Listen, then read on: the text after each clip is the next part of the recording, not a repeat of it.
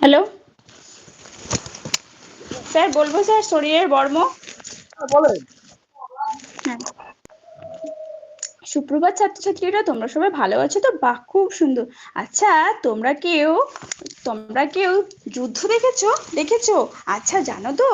আচ্ছা বলো তো, দুর্গা ঠাকুর আর অসুরের মতো যখন যুদ্ধ হয়েছিল, দুর্গা ঠাকুর কি দিয়ে যুদ্ধ করেছিল? ত্রিশূল দিয়ে। আর অসুরের হাতে কি ছিল? ঢাল ছিল, তাই না? আচ্ছা, দুর্গা ঠাকুর যখন ত্রিশূল দিয়ে বধ করছিল, তখন অসুর কি করেছিল বলো তো? ঢাল দিয়ে কি করেছিল? আড়াল করেছিল, তাই না? তাহলে এই যে অসুরকে কি করেছিল? ঢালটা তাকে আত্মরক্ষা করতে সাহায্য করেছিল, তাই না? হ্যাঁ। আচ্ছা, তেমনি আমাদের শরীরের মধ্যে এমন একটা অঙ্গ আছে, যেটা আমাদের বাইরের আঘাত থেকে আত্মরক্ষা করতে, নিজেকে রক্ষা করতে সাহায্য করে। আচ্ছা ধরো, তোমার পায়ে একটা কি হলো, কাঁটা ফুকে গেল। এই কাঁটাটা ফুকে গেল। আচ্ছা, এই কাঁটাটা যাতে ফুকে গেল, যে বাইরে আমাদের শরীরের ভেতরে যে অঙ্গগুলো আছে, সেগুলো যাতে বেশি ক্ষতিগ্রস্ত না হয়, সেটার জন্য একটা অঙ্গ কাজ করে। সেটা কি বলতো? চামড়া। ঠিক বলেছো। এই চামড়া বলতো কোন কোন পশুর খুব চামড়াটা মোটা থাকে, যেটাতে গুলি করলেও লাগে না? হ্যাঁ, গন্ডারের চামড়া। গন্ডারের চামড়া ভীষণ মোটা, জানো তো?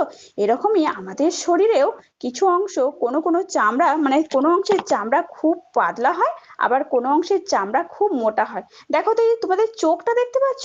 চোখের মধ্যে যে চামড়াটা, চোখের পাতাটা দেখতে পাচ্ছ না? এই চামড়াটা কি হয়? এই চামড়াটা হচ্ছে খুব পাতলা। বুঝতে পারছো? আর বলো তো, কোন অংশের চামড়াটা খুব মোটা হয়? আচ্ছা দেখো তো, পায়ের নিচে যে চামড়াটা আছে, সেটা কি হচ্ছে? সেটা খুব মোটা। কারণ কি বলতো? আমরা তো চলাফেরা করি, তাই না? চলাফেরা করতে করতে কোনো জিনিস যাতে আঘাত না লাগে, তাই কি করে? ওই মোটা চামড়াটা আমাদের শরীরের যে ভেতরের অংশগুলো আছে, সেগুলো যাতে ক্ষতিগ্রস্ত না হয়, সেগুলোকে রক্ষা করে।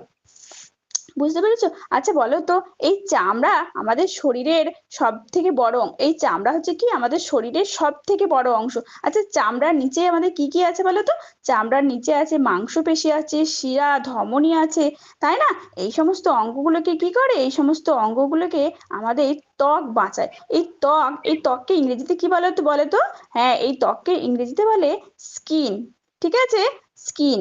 আচ্ছা বলো তো, এই ত্বক যদি না থাকতো তাহলে আমাদের কি হতো? হ্যাঁ, এই ত্বক যদি আমাদের না থাকতো তাহলে কি হতো? আমাদের বাইরে যদি দেখো তো, তোমার হাতটাকে দেখো তো, ঠুকো দেখো তো, এই ঠুকে দেখো তো, এই যদি না চামড়াটা থাকতো, তাহলে কি হতো? আমাদের মাংসপেশিটা কি হতো? বাইরে বেরিয়ে চলে আসতো, রক্ত বেরোতো, তাই না?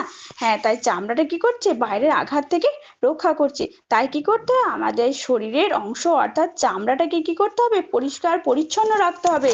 আর নিয়মিত পরিষ্কার পরিচ্ছন্ন রেখে সাবান মেখে কি করতে হবে? পরিষ্কার পরিচ্ছন্ন রাখতে হবে। না হলে কি হবে? আমাদের এই চামড়ার মধ্যে নানা রকমের কি হবে? খোস পাঁচরা হবে, তাই না? হ্যাঁ।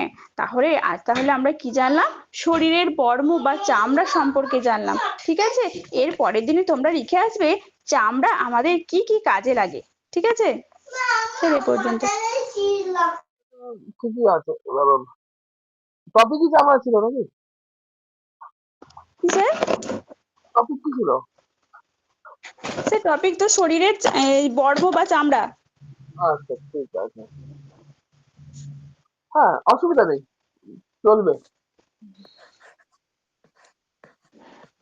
আচ্ছা, আমরা আজকে একটু টাটা হয়ে যাবো, হ্যাঁ?